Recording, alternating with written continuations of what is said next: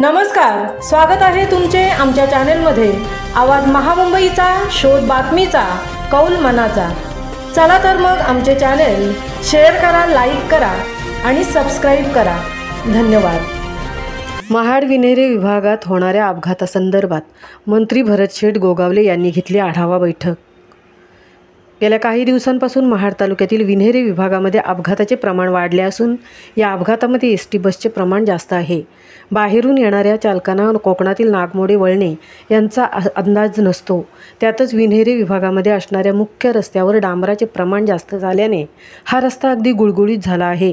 त्यामुळे या ठिकाणी गाड्यांची चाके स्लिप होऊन अपघात होत आहेत असा निकष काढला गेला आहे।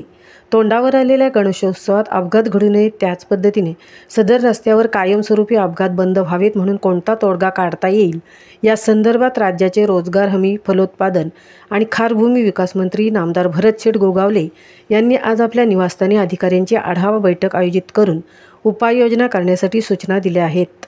यामध्ये रायगड एसटी महामंडळाचे अधिकारी, पुणे चिंचवड एक ठिकाणचे एसटी महामंडळाचे अधिकारी तसेच सार्वजनिक बांधकाम आणि पोलीस प्रशासन यांची बैठक घेण्यात आली।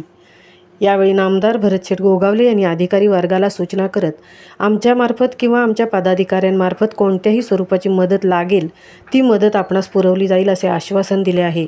यावेळी शिवसेनेचे विन्हेरे जिल्हा परिषद गणाचे माजी जिल्हा परिषद सदस्य निलेश ताठरे, शिवसेना युवासेना तालुका प्रमुख रोहिदास आंबवळे, विभाग प्रमुख अनंत सावंत, उपविभाग प्रमुख संतोष पवार यांच्यासह पोलीस प्रशासनामार्फत महाडचे DYSP शंकर काळे, महाड शहर पोलीस स्टेशनचे पोलीस निरीक्षक संतोष जाधव, महाड MIDC स्टेशनचे सहाय्यक पोलीस निरीक्षक जीवन माने, महाड एसटी डेपोचे कर्मचारी, पुणे पिंपरी चिंचवड स्वारगेट एसटी डेपो अधिकारी, सार्वजनिक बांधकाम विभागाचे अधिकारी इत्यादी उपस्थित होते।